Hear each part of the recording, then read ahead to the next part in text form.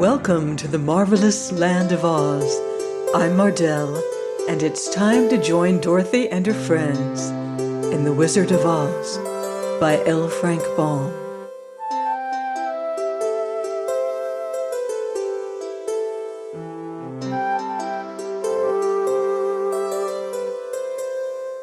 Chapter 7. The Journey to the Great Oz. They were obliged to camp out that night under a large tree in the forest, for there were no houses near. The tree made a good thick covering to protect them from the dew, and the Tin Woodman chopped a great pile of wood with his axe, and Dorothy built a splendid fire that warmed her and made her feel less lonely. She and Toto ate the last of their bread, and now she did not know what they would do for breakfast.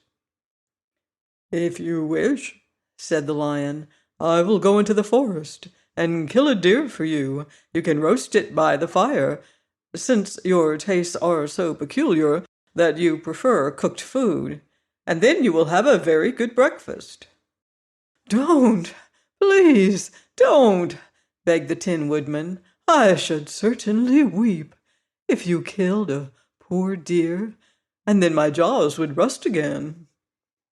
But the lion went away into the forest and found his own supper, and no one ever knew what it was, for he didn't mention it.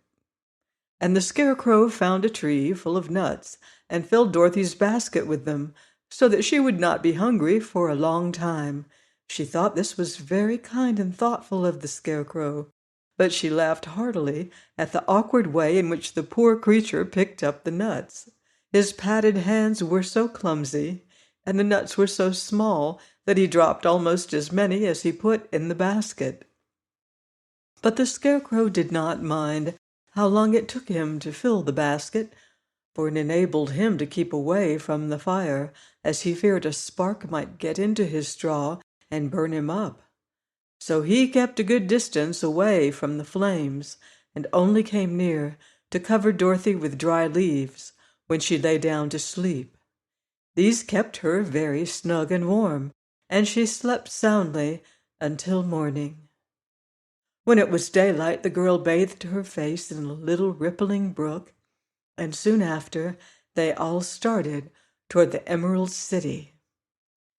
This was to be an eventful day for the travelers. They had hardly been walking an hour when they saw before them a great ditch that crossed the road and divided the forest as far as they could see on either side. It was a very wide ditch, and when they crept up to the edge and looked into it, they could see it was also very deep, and there were many big, jagged rocks at the bottom. The sides were so steep that none of them could climb down, and for a moment it seemed that their journey must end. "What shall we do?"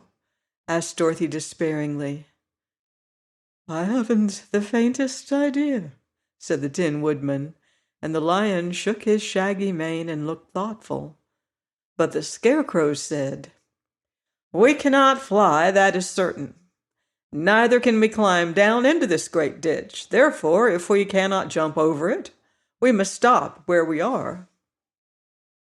"I think I could jump over it," said the Cowardly Lion, after measuring the distance carefully in his mind. "Then we are all right," answered the Scarecrow, "for you can carry us all over on your back one at a time." "Well, I'll try it," said the lion. "Who will go first?" "I will," declared the Scarecrow, "for if you found that you could not jump over the gulf, Dorothy would be killed, or the Tin Woodman badly dented on the rocks below. But if I am on your back, it will not matter so much, for the fall would not hurt me at all." "I'm terribly afraid of falling myself," said the Cowardly Lion, "but I suppose there is nothing to do but try it. So get on my back, and we will make the attempt." The Scarecrow sat upon the lion's back, and the big beast walked to the edge of the gulf and crouched down. "Why don't you run and jump?" asked the Scarecrow. "Because that isn't the way we lions do these things," he replied. Then, giving a great spring, he shot through the air and landed safely on the other side.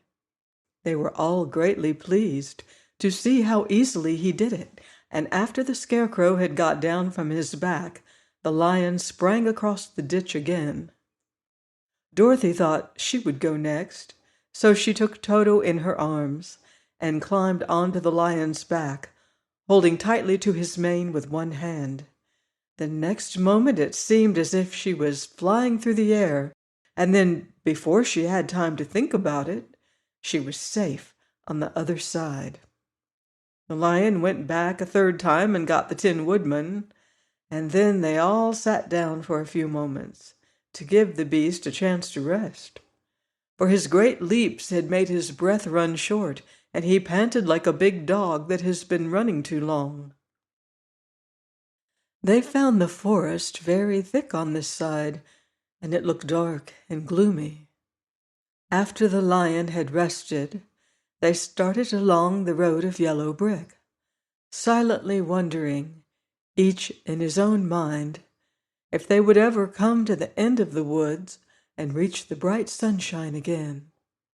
To add to their discomfort, they soon heard strange noises in the depths of the forest, and the lion whispered to them that it was in this part of the country that the Kallidas lived. "What are the Kallidas?" asked the girl. "They are monstrous beasts with bodies like bears and heads like tigers," replied the lion, "and with claws so long and sharp that they could tear me into two as easily as I could kill Toto. I'm terribly afraid of the Kallidas." "I'm not surprised that you are," returned Dorothy. "They must be dreadful beasts." The lion was about to reply when suddenly they came to another gulf across the road, but this one was so broad and deep that the lion knew at once he could not leap across it. So they sat down to consider what they should do. And after serious thought, the Scarecrow said, "Here is a great tree, standing close to the ditch. If the Tin Woodman can chop it down so that it will fall to the other side, we can walk across it easily." "That is a first-rate idea," said the lion. "One would almost suspect you had brains in your head instead of straw."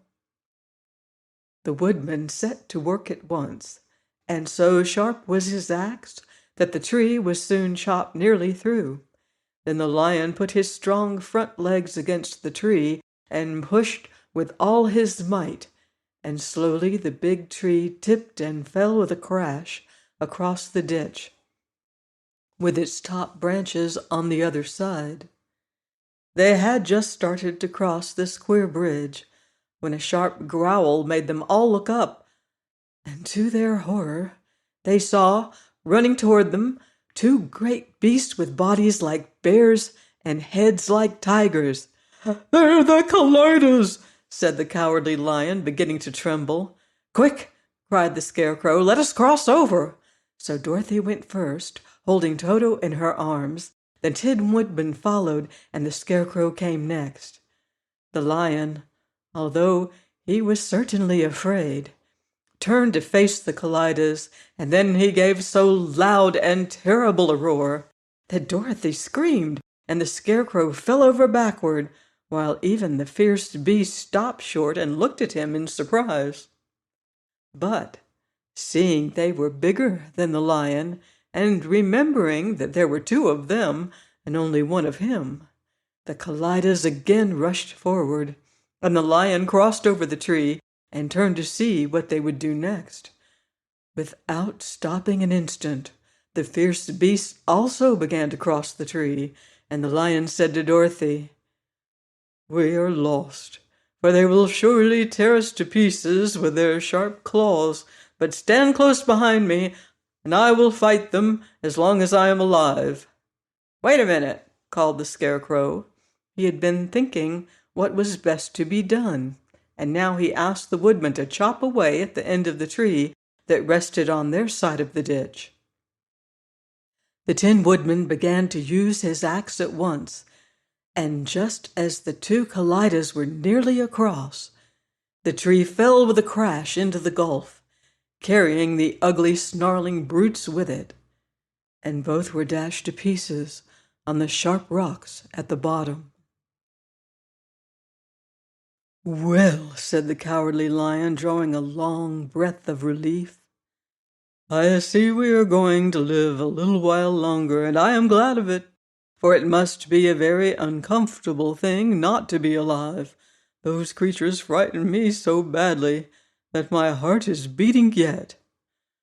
"Ah," said the Tin Woodman sadly, "I wish I had a heart to beat." This adventure made the travelers more anxious than ever to get out of the forest, and they walked so fast that Dorothy became tired and had to ride on the lion's back.